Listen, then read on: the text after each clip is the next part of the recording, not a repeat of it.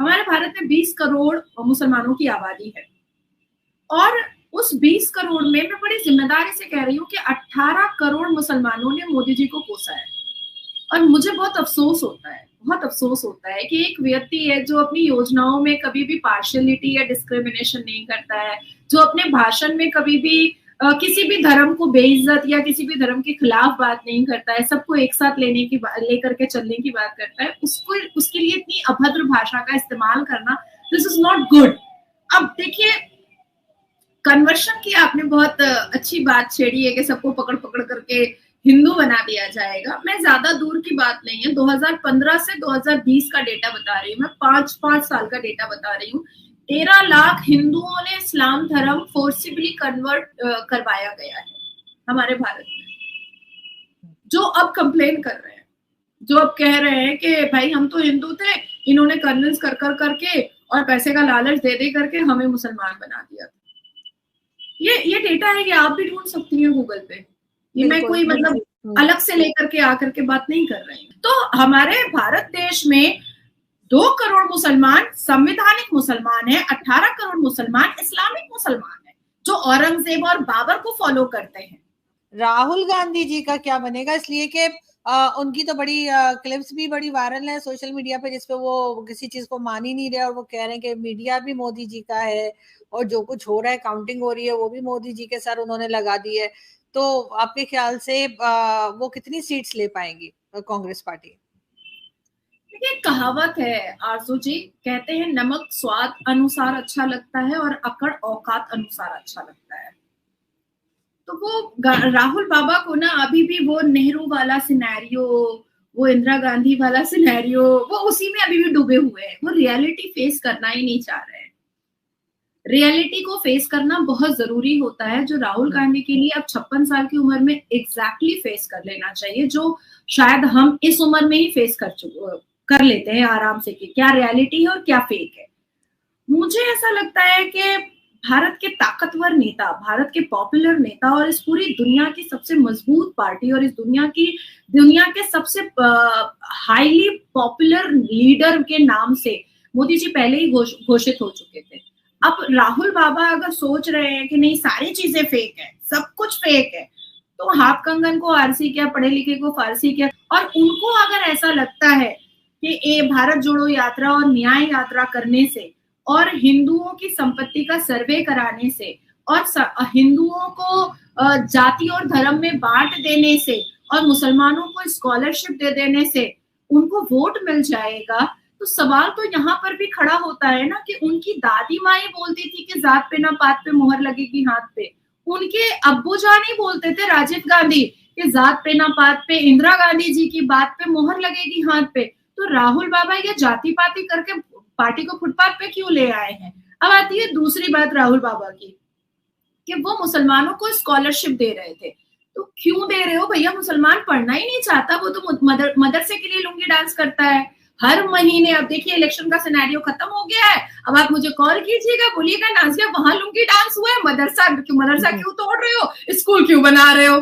तो मुसलमान जो पढ़ना ही नहीं चाहता है, वो सिर्फ मदरसा छापी बन के रहना चाहता है, आप उसको स्कॉलरशिप देके करोगे क्या? पहले पूछ तो लो मदनी से।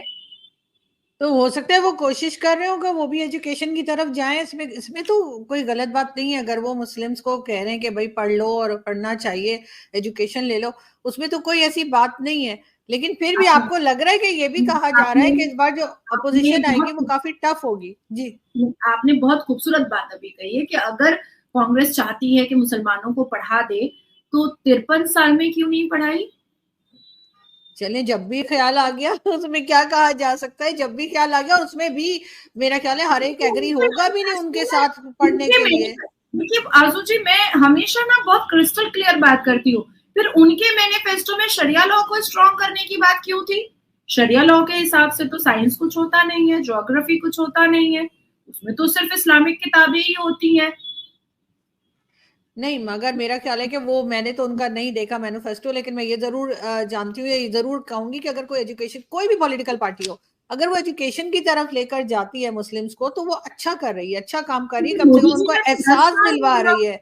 मोदी जी ने 10 साल बोला कि एक हाथ में कुरान दूसरे हाथ में कंप्यूटर ले लो। बहुत अच्छा बोला था मोदी जी ने, बिल्कुल। फिर आसाम में 1288 मदरसे तोड़े गए तो छाती पीटने लगे, बिना बिना मौसम के, वो बिना त्योहार के मुहर्रम का मातम करने लग गए। फिर वो हर एक को तो पसंद नहीं आएगी ना बात, हर एक को तो ये बात मोदी जी की पसंद नहीं आएगी ना कि वो कहेंगे एजुकेशन लो और मदरसा ना हो, क्योंकि वो तो हमारे यहाँ भी मदरसा बहुत बड़ा इशू है और हम लोग भी इस पे बात करते रहते हैं कि ये बंद हो जाने चाहिए, ये नहीं होने चाहिए, लेकिन बहुत से लोग उसके फेवर में भी खड़े हो जाते हैं।